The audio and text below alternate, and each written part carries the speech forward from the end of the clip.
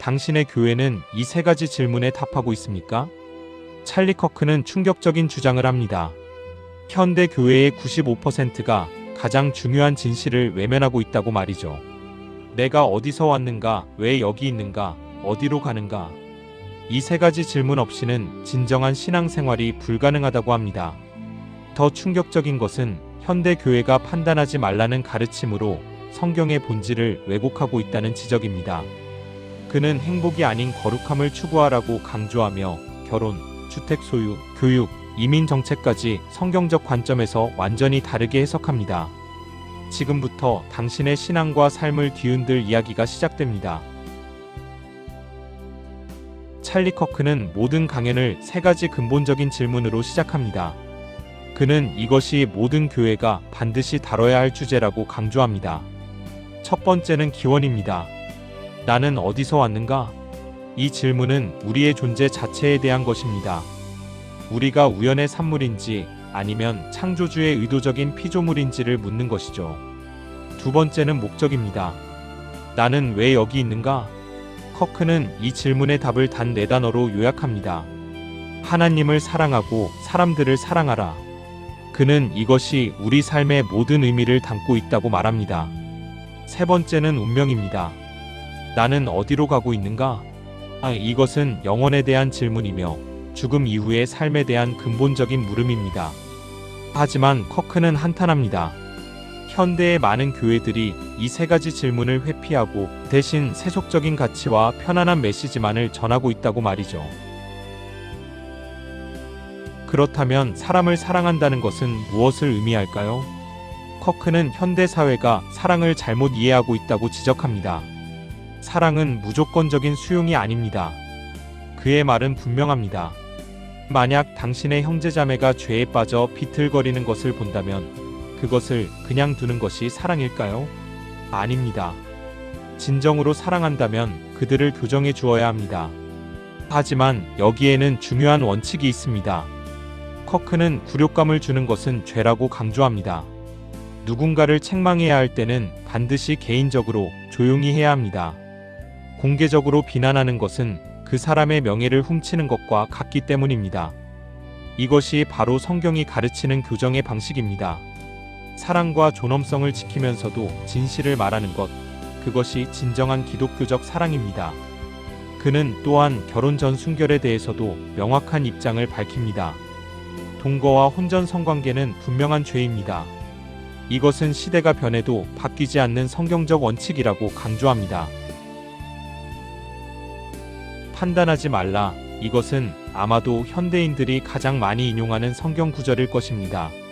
하지만 커크는 이것이 완전히 잘못 이해되고 있다고 주장합니다. 현대 교회는 판단 자체를 가장 큰 죄로 여깁니다. 누군가의 행동이 옳지 않다고 말하는 순간 당신은 판단하고 있다는 비난을 받게 되죠. 하지만 커크의 해석은 다릅니다. 예수님은 판단하지 말라고 하신 것이 아니라 어떻게 올바르게 판단할 것인지를 가르쳐 주셨습니다. 성경은 판단의 방법과 태도를 가르치는 것이지 판단 자체를 금지하는 것이 아니라는 것입니다. 선과 악을 구별하고 옳고 그름을 분별하는 것은 성숙한 신앙인의 책임입니다. 문제는 판단이 아니라 위선적인 판단과 교만한 정죄인 것이죠. 커크가 던지는 또 하나의 도전적인 메시지가 있습니다. 결혼해서 행복해지고 싶다는 말 대신 결혼해서 거룩해지고 싶다고 말해야 한다는 것입니다. 이것은 단순한 말장난이 아닙니다. 우리 삶의 궁극적인 목표가 무엇인지에 대한 근본적인 질문입니다. 현대 사회는 행복을 최고의 가치로 여깁니다. 하지만 성경이 가르치는 최고의 가치는 거룩함입니다. 거룩함이란 무엇일까요? 커크는 이것을 분리되고 고양된 삶이라고 설명합니다. 세속적인 가치와 구별되는 삶, 더 높은 기준을 추구하는 삶을 의미합니다.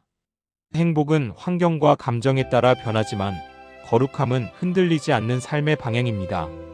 역설적이게도 거룩함을 추구할 때 진정한 기쁨과 만족이 찾아온다고 그는 말합니다. 커크는 현대 교회의 가장 큰 문제점을 지적합니다. 바로 죄에 대해 이야기하기를 두려워한다는 것입니다. 가장 중요한 질문은 예수 그리스도는 누구인가입니다. 하지만 죄에 대해 이야기하지 않으면 구원자에 대해 이야기할 수 없습니다. 구원자가 필요하다는 것은 우리가 구원받아야 할 상태, 즉 죄인이라는 것을 전제합니다. 죄의 심각성을 이해하지 못하면 구원의 은혜도 깨달을 수 없습니다. 하지만 많은 현대 교회들은 사람들의 기분을 상하게 하지 않으려고 죄에 대한 가르침을 회피합니다. 그 결과 복음의 본질이 희석되고 예수님은 단순히 좋은 선생님 정도로 전락하게 됩니다. 이제 커크는 신앙의 원칙을 현실 사회의 문제에 적용합니다. 첫 번째 주제는 주택 소유입니다. 한 청중이 질문합니다. 우리 세대는 부모 세대처럼 집을 소유할 수 있을까요? 커크의 대답은 명확합니다. 소유하지 않고 행복할 것이라는 발상 자체를 거부해야 합니다. 그는 주택 소유가 단순한 경제적 이슈가 아니라고 말합니다. 소유는 사람을 변화시킵니다. 자신의 집을 소유한 사람은 더 책임감 있고 더 공동체 지향적이 되며 더 나은 시민이 됩니다. 임대사회는 미국적인 방식에 어긋납니다. 세계경제포럼에 아무것도 소유하지 않고 행복할 것이라는 슬로건은 위험한 발상입니다. 해결책은 무엇일까요? 커크는 구체적인 제안을 합니다. 1000만 호의 주택을 건설하고 젠지를 위한 특별주택 대출 프로그램을 만들어야 합니다. 젊은 세대가 소유 시장에 쉽게 진입할 수 있도록 국가적 프로젝트가 필요하다는 것입니다. 한 학생이 질문합니다. 공립학교의 자유주의적 교육 때문에 홈스쿨링을 시작했습니다. 이것이 옳은 선택일까요? 커크는 주저없이 대답합니다. 홈스쿨링은 훌륭한 선택입니다. 그는 홈스쿨링의 장점을 구체적으로 설명합니다. 홈스쿨링을 받는 아이들은 더 정중하고 더 현명하며 더 그리스도를 닮아갑니다. 무엇보다 부모가 자녀의 교육 내용을 직접 통제할 수 있습니다. 하지만 많은 부모들이 홈스쿨링을 주저하는 이유가 있습니다. 경제적 부담과 교육 능력에 대한 불안감 때문이죠. 커크는 교회가 나서야 한다고 말합니다. 교회는 홈스쿨링 학부모들의 네트워크를 형성하고 교재와 커리큘럼을 공유하며 서로를 지원하는 공동체를 만들어야 합니다. 그는 또한 성경적 가정 구조를 강조합니다. 남편이 경제 활동을 하고 아내가 집에서 아이들을 가르치는 것이 생물학적으로도 신학적으로도 더 적합하다는 것입니다.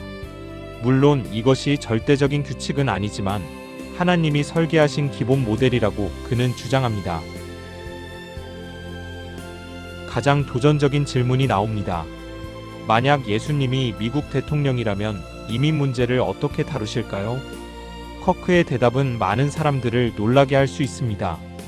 예수님은 법을 따르실 것입니다. 그는 성경을 근거로 제시합니다. 예수님은 로마 제국의 법을 존중하셨습니다. 카이사르의 것은 카이사르에게라고 말씀하셨죠. 마찬가지로 예수님이 미국 대통령이라면 미국의 이민법을 따르실 것이라고 커크는 추측합니다.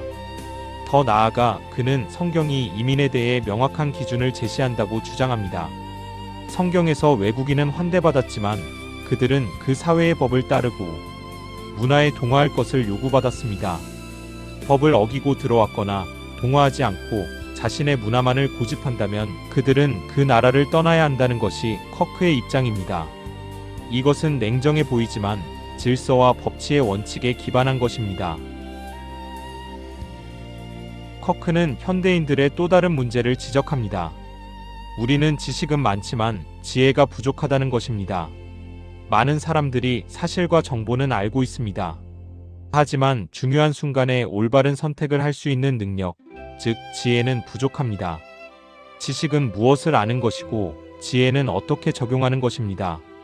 지식은 책에서 배울 수 있지만 지혜는 하나님과의 관계에서 비롯됩니다. 잠언은 말합니다. 여호와를 경외하는 것이 지혜의 근본이니라. 커크는 이것이 핵심이라고 강조합니다.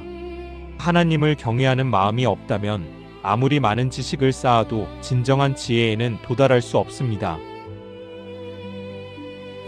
마지막 질문입니다. 학교에서 성경책을 가져가지 못하게 한다면 어떻게 해야 하나요? 커크의 대답은 단호합니다. 그들을 강하게 고소하세요. 그는 이것이 단순한 종교의 문제가 아니라 헌법적 권리의 문제라고 설명합니다. 미국 헌법 수정 제1조는 종교의 자유를 보장합니다. 학생이 종교적 텍스트를 소지하고 읽을 권리는 보호받아야 합니다. 만약 학교가 이를 막으려 한다면 그것은 명백한 권리 침해입니다. 커크는 이런 경우 법적 대응을 주저하지 말라고 조언합니다. 우리의 권리를 지키지 않으면 그 권리는 사라질 것이기 때문입니다. 참고로 대한민국 헌법 제20조는 모든 국민은 종교의 자유를 가진다고 명시하여 종교의 자유를 보장하고 있으며 국교는 인정되지 아니하며 종교와 정치는 분리된다는 원칙을 선언합니다. 종교의 자유는 신앙의 자유, 종교적 행위의 자유 및 종교적 집회 결사의 자유를 포함하며 학생이 학교에서 종교 서적을 소지하고 읽을 권리 역시 이러한 헌법적 보호를 받습니다. 찰리 커크의 메시지는 분명합니다. 현대 사회와 교회는 성경적 진리에서 멀어졌습니다. 우리는 다시 기본으로 돌아가야 합니다. 기원, 목적, 운명이라는 세 가지 질문에 답하십시오. 행복이 아닌 거룩함을 추구하십시오. 죄를 외면하지 말고 진정한 사랑으로 서로를 교정하십시오. 그리고 이 원칙들을 삶의 모든 영역에 적용하십시오. 가정, 교육, 경제, 정치까지. 성경적 세계관은 교회 안에서만이 아니라 세상 속에서 실천되어야 합니다. 당신은 어떤 선택을 하시겠습니까? 구독과 좋아요는 영상 제작에 큰 힘이 됩니다. 감사합니다.